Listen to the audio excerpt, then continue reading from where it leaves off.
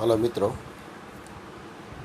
આજે આપણે 12 વિજ્ઞાન પ્રકરણ નંબર 6 એમાં ડીએનએ કુંતલના પેકેજિંગ એના દ્વારા રંગસૂત્રની રચના કઈ રીતે થાય છે એ પ્રશ્ન શીખીશું. આગળ આપણે વોટસન અને ક્રિક એના અણુ મોડલ મુજબ ડીએનએની રચના શીખી ગયા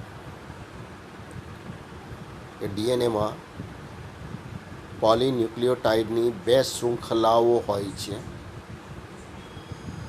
અને આવી 2 શૃંખલાઓ પ્રતિ સમાંતર અને કુંતલાકારે અમડાયેલી સ્થિતિમાં ગોઠવાયેલી હોય છે. એક શૃંખલાના 3 છેડાની સામે પૂરક શૃંખલાનો 5 છેડો રહે તે રીતે 2 શૃંખલાઓ પરસ્પર જોડાયેલી હોય છે. આ 2 શૃંખલાઓ પરસ્પર નાઇટ્રોજન બેઝ વડે જોડાય છે, એટલે નાઇટ્રોજન બેઝની જોડીઓ બને છે. ચોક્કસ પ્યુરિન બેઝ સાથે પૂરક શૃંખલાનો પિરિમિડિન બેઝ જ જોડાય છે અને એમાં પણ આપણે જોઈએ કે ચોક્કસ એડેનિન સાથે થાઇમિન જ જોડાય છે અને ગ્વાનિન સાથે સાઇટોસિન જ જોડાય છે. આ નાઇટ્રોજન બેઝનું જોડાણ નિર્બળ હાઇડ્રોજન બંધ વડે થાય છે. એડેનિન અને થાઇમિન પરસ્પર 2 નિર્બળ હાઇડ્રોજન બંધથી જોડાય છે, જ્યારે ગ્વાનિન અને સાઇટોસિન પરસ્પર 3 નિર્બળ હાઇડ્રોજન બંધથી જોડાય છે. આ રીતે 2 શૃંખલાઓ કુંતલાકારે વીંટળાયેલી હોય છે, અમડાયેલી સ્થિતિમાં ગોઠવાયેલી હોય છે અને આપણે જોઈએ કે એના એક કુંતલની લંબાઈ 34 એંગસ્ટ્રોમ જેટલી હોય છે, જ્યારે એક કુંતલમાં ક્રમિક નાઇટ્રોજન બેઝની 10 જોડીઓ આવેલી હોય છે. એટલે પાસેની જોડ વચ્ચેનું અંતર આપણે જોઈ ગયા છે 3.4 એંગસ્ટ્રોમ અથવા નેનોમીટરમાં 0.34 નેનોમીટર. તો અહીંયા આપણે જે 2 ક્રમિક જે બેઝ જોડ છે એની વચ્ચેનું અંતર છે 0.34 નેનોમીટર અને એનું મૂલ્ય મીટરમાં લઈએ તો 0.34 ગુણ્યા 10⁻⁻9 મીટર થશે. તો આ રીતે પાસેની જે નાઇટ્રોજન બેઝની જોડી વચ્ચેનું અંતર છે 0.34 ગુણ્યા 10⁻9 મીટર. હવે સામાન્ય લાક્ષણિક સસ્તન કોષની બેવડી કુંતલમય રચના ધરાવતા ડીએનએની લંબાઈની ગણતરી કરીએ તો માનવીની અંદર ડીએનએમાં આવા ક્રમિક નાઇટ્રોજન બેઝની જે જોડીઓ છે એની સંખ્યા છે 6.6 ઇન્ટુ 10⁻9 બીપી, મતલબ કે બેઝ પેર નાઇટ્રોજન બેઝની જોડીઓ. તો માનવીના ડીએનએમાં જે નાઇટ્રોજન બેઝ છે એની સંખ્યા છે 6.6 ઇન્ટુ 10⁻9 બેઝ પેર. હવે પાસેની જોડી વચ્ચેનું અંતર આપણે જોઈ ગયા 0.34 ઇન્ટુ 10⁻9 મીટર પ્રતિ બેઝ પેર વચ્ચેનું અંતર. તો હવે કુલ બેઝ પેર અને પ્રત્યેક જોડ વચ્ચેના અંતર એનો ગુણાકાર કરીએ તેનો જવાબ લગભગ આવશે 2.2 મીટર. એટલે કે ડીએનએની કુલ લંબાઈ થશે 2.2 મીટર. જ્યારે સુકોષ કેન્દ્રીય કોષમાં લાક્ષણિક જે કોષ કેન્દ્રની લંબાઈ જે છે એ આશરે 10⁻⁻6 મીટર. તો કોષ કેન્દ્રની લંબાઈ 10⁻⁻6 મીટરમાં છે, જ્યારે ડીએનએની લંબાઈ 2.2 મીટર છે. તો કોષ કેન્દ્રની લંબાઈ કરતાં આ જે ડીએનએની લંબાઈ ખૂબ જ વધારે હોય છે. એ જ રીતે આપણે ઈ કોલાઈ માટે જોઈએ એસ્ચેરિશિયા કોલાઈ, એમાં ડીએનએની લંબાઈ છે 1.36 નેનોમીટર અને એમાં બેઝ પેર છે 4 × 10⁶ 4 × 10⁶ બેઝ પેર એમાં આવેલી હોય છે. તો માનવીમાં બેઝ પેરની સંખ્યા કેટલી એ પણ પૂછાય છે. ઇસ્ચેરિશિયા કોલાઈમાં બેઝ પેરની સંખ્યા કેટલી એ પણ પૂછાય છે. માનવીમાં પ્રત્યેક જોડ વચ્ચેનું અંતર નેનોમીટરમાં પૂછાય તો 0.34 અને એંગસ્ટ્રોમમાં પૂછાય તો 3.4 એંગસ્ટ્રોમ. હવે આટલું લાંબુ જે ડીએનએ છે માનવીમાં આપણે જોઈ ગયા 2.2 મીટર, તો એ કોષ કેન્દ્રમાં કેવી રીતે સમાયેલું છે એ આપણે અહીંયા શીખવાનું છે. તો સૌથી પહેલાં આપણે જોઈએ આદિકોષ કેન્દ્રી કોષ, જેવા કે ઈ કોલાઈ આપણે લઈએ. તેમાં સુવિકસિત કોષ કેન્દ્રનો અભાવ હોય છે. તો આગળ આપણે કોષ રચના પણ શીખી ગયા છીએ કે સુવિકસિત કોષ કેન્દ્ર હોય તો કોષ કેન્દ્રની ફરતે બેવડા પટલનું બનેલું આવરણ આવેલું હોય છે, જેને આપણે કોષ કેન્દ્ર પટલ તરીકે ઓળખી ગયા. એટલે કોષ કેન્દ્ર પટલથી સમગ્ર કોષ કેન્દ્ર ઘેરાયેલું હોય છે. એ ઉપરાંત એમાં કોષ કેન્દ્રિકા એટલે કે પટલવિહીન અંગિકા પણ છે અને એમાં આ રંગસૂત્રો ગોઠવાયેલા હોય છે. પણ ઈ કોલાઈ, ઇસ્ચેરિશિયા કોલાઈ એ આદિકોષ કેન્દ્રી કોષ છે. તેમાં કોષ કેન્દ્રની ફરતે કોષ કેન્દ્ર પટલનો અભાવ હોય છે અને કોષ કેન્દ્રિકાનો અભાવ હોય છે. તો એનો અર્થ કે એમાં જે રંગસૂત્ર છે, ડીએનએ છે, જે જનીન દ્રવ્ય છે, એ સંપૂર્ણ કોષરસમાં ફેલાયેલું હોવું જોઈએ, પરંતુ તેમાં ડીએનએ કોષમાં સંપૂર્ણ રીતે ફેલાયેલું હોતું નથી. તો આજે કોષ કેન્દ્રનો સુવિકસિત કોષ કેન્દ્રનો અભાવ છે. ડીએનએ સમગ્ર કોષમાં ફેલાયેલું હોતું નથી. તો એ જે વિસ્તારમાં ગોઠવાયેલું હોય એને ન્યુક્લિયોઇડ તરીકે ઓળખવામાં આવે છે. તો આદિકોષ કેન્દ્રી કોષમાં ડીએનએ જે ઋણ વીજભારિત છે એ કેટલાક ધન વીજભારિત પ્રોટીન સાથે જોડાય છે. ડીએનએ ફોસ્ફેટ સમૂહ ધરાવે છે, ઋણ વીજભારિત છે અને કેટલાક ધન વીજભારિત પ્રોટીન સાથે જોડાય છે. એટલે ન્યુક્લિક એસિડ ડીએનએ છે અને પ્રોટીન સાથે જોડાય છે એટલે ન્યુક્લિયો પ્રોટીન બનાવે છે. અને આ ન્યુક્લિયો પ્રોટીનનો સમૂહ એટલે કે પુંજ આદિકોષ કેન્દ્રી કોષના જે વિસ્તારમાં ગોઠવાયેલું હોય છે, જોડાઈને એક જગ્યાએ ગોઠવાય છે, તેને ન્યુક્લિયોઇડ તરીકે ઓળખવામાં આવે છે.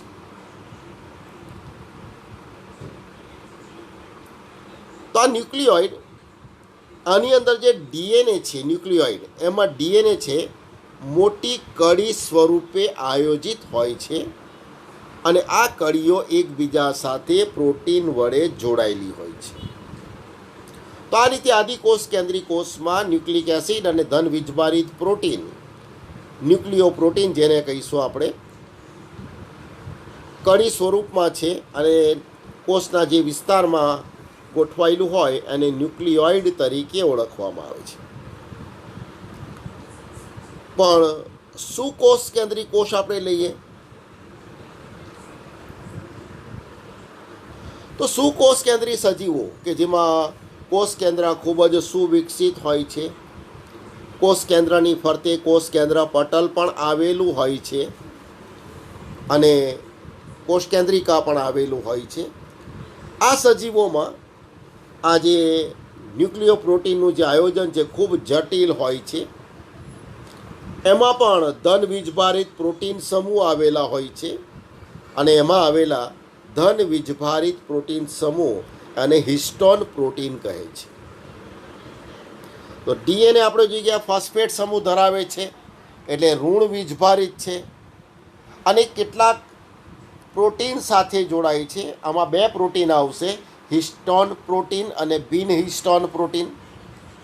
તો ડીએનએ સાથે જે ધન વીજભારિત પ્રોટીન સમૂહ જોડાયેલા છે એને આપણે હિસ્ટોન પ્રોટીન કહીશું અહીંયા. અને આ હિસ્ટોન પ્રકારના પ્રોટીનમાં એમિનો એસિડ કયા છે, કયા એમિનો એસિડની સંખ્યા વધારે છે, એટલે કે એની બહુલકતા, એને આધારે પ્રોટીનનો ધન વીજભાર પ્રાપ્ત થાય છે. તો એનો અર્થ કે હિસ્ટોન પ્રોટીનમાં રહેલો ધન વીજભાર એમાં આવેલા ધન વીજભારિત એમિનો એસિડને કારણે હોય છે. તો હિસ્ટોન પ્રોટીનમાં અહીંયા એમસીક્યુમાં પણ પૂછાય છે, વધારે પ્રમાણમાં અલ્કલીય એમિનો એસિડ આવેલા હોય છે. અને એ કયા? તો નંબર 1 લાઇસિન અને આર્જિનિન. આ બંને એમિનો એસિડની પાર્શ્વ શૃંખલાઓ ધન વીજભાર ધરાવે છે. તો આ રીતે હિસ્ટોન પ્રોટીનનો ધન વીજભાર જે છે એની શૃંખલામાં વધુ પ્રમાણમાં રહેલા લાઇસિન અને આર્જિનિનને આભારી છે. 1 માર્કમાં પૂછાશે, હિસ્ટોન પ્રોટીનનો ધન વીજભારિત કયા એમિનો એસિડને આભારી છે, અથવા હિસ્ટોન પ્રકારના પ્રોટીનમાં કયા ધન વીજભારિત પ્રોટીનનું પ્રમાણ વધારે હોય છે? તો નંબર 1 લાઇસિન અને નંબર 2 આર્જિનિન. તો આ રીતે ડીએનએ જે ઋણ વીજભાર ધરાવે છે અને એ ધન વીજભારિત હિસ્ટોન પ્રકારના પ્રોટીન સાથે જોડાય છે તો ન્યુક્લિયો પ્રોટીન બનાવે છે. તો આ રીતે હિસ્ટોન પ્રકારના જે પ્રોટીન છે એના 8 અણુઓ સંગઠિત થાય છે. હિસ્ટોન પ્રોટીનના 8 અણુઓ સંગઠિત થાય છે અને 8 અણુઓના સંગઠિત એકમ એને હિસ્ટોન ઓક્ટોમર તરીકે ઓળખવામાં આવે છે. તેમાં 8 અણુઓ કયા? તો H2A ના 2 અણુઓ, H2N એટલે કે અહીંયા H2 ખરેખર B છે એના 2 અણુઓ, અને H3 એના 2 અણુઓ, H4ના 2 અણુઓ. તો આ રીતે H2A ના 2 અણુઓ, H2N અથવા H2Bના 2 અણુઓ, H4 એના 2 અણુઓ અને H3ના 2 અણુઓ, આ 8 અણુઓ જોડાય અને હિસ્ટોન ઓક્ટોમર બનાવે છે.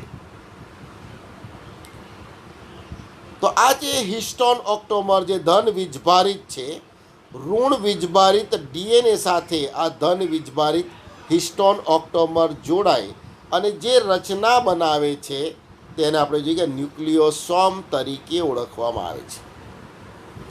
તો ન્યુક્લિયોસોમની રચના કઈ રીતે થાય છે? તો હિસ્ટોનના ઓક્ટોમર સાથે ઋણ વીજભારિત ડીએનએ જોડાતા બનતા એકમને ન્યુક્લિયોસોમ કહે છે.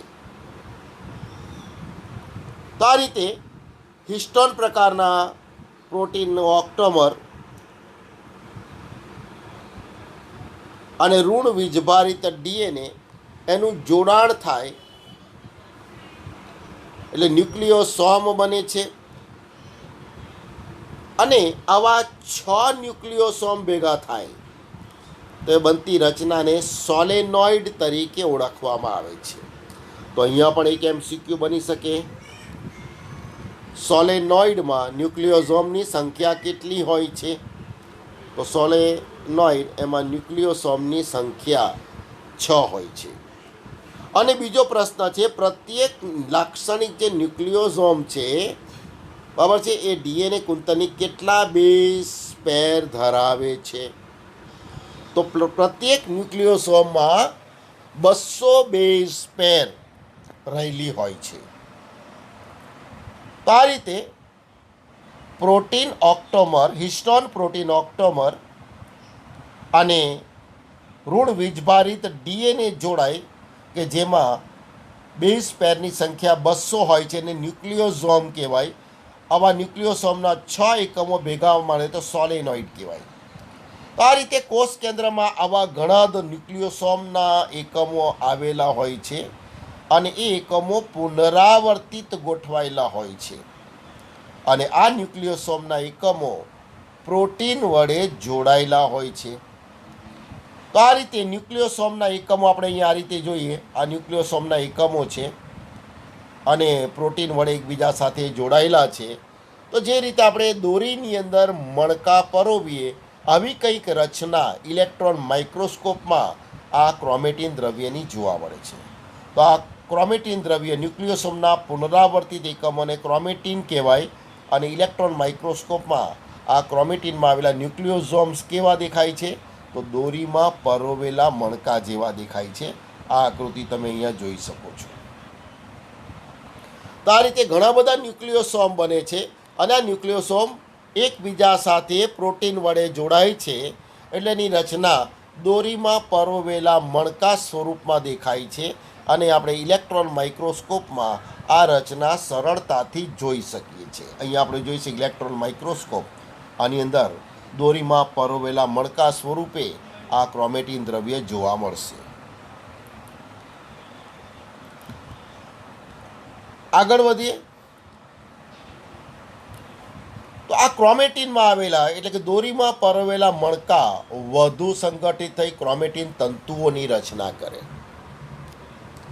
ક્રોમેટિન દ્રવ્યો વધુ ભેગા એકબીજા સાથે જોડાય, સંગઠિત થાય અને ક્રોમેટિન તંતુઓની રચના કરે છે અને કોષ વિભાજનની ભાજનાવસ્થા દરમિયાન ગૂંચળામય અને સંગઠિત રંગસૂત્રની રચના કરે. તો આપણે જોઈ ગયા કે જ્યારે કોષ વિભાજન થાય છે ત્યારે આંતર અવસ્થામાં આ રંગસૂત્ર દ્રવ્ય સ્વરૂપમાં જોવા મળે છે. એટલે આપણને સ્પષ્ટ દેખાતા નથી. પણ જ્યારે કોષ વિભાજન થાય છે ત્યારે પૂર્વાવસ્થા દરમિયાન આ ક્રોમેટિન દ્રવ્યો સંગઠિત થવાની શરૂઆત થાય. એટલે શરૂઆતમાં પાતળા દોરી જેવા રંગસૂત્રો દેખાય છે અને પાછળથી ભાજનાવસ્થામાં એ ટૂંકા અને જાડા દેખાય છે અને